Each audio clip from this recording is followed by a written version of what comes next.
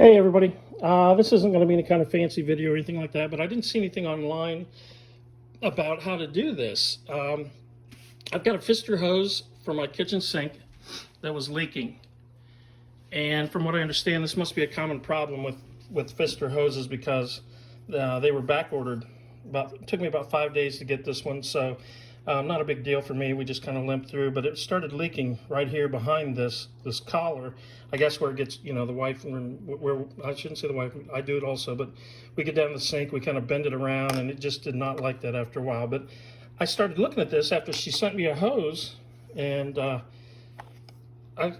she said, "Is your nozzle okay?" And I said, "Yeah." And so, but I'm looking, and this looks like a pressed fit. Because the hose gets fed this way down through here. It gets fed back up that direction and down, and then you hook up the quick disconnect to the existing lines down there. So I'm thinking, okay, am I going to need a special tool? I do a lot of mechanical work and stuff, and I'm looking here and I think, okay, I got a ball joint. Does that pop in?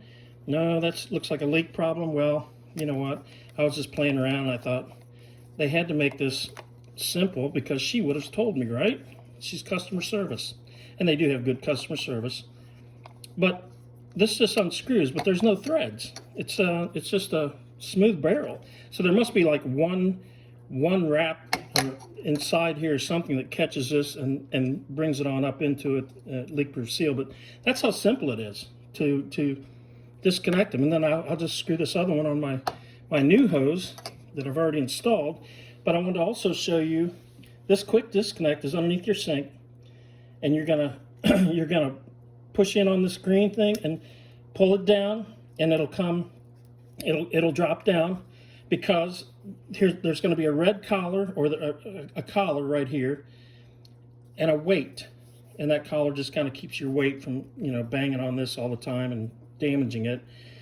But they'll send you a new quick disconnect with the hose, and I'll show you a part number here in a minute for this because it took me a while to find it. But this just by hand, this just unscrews also.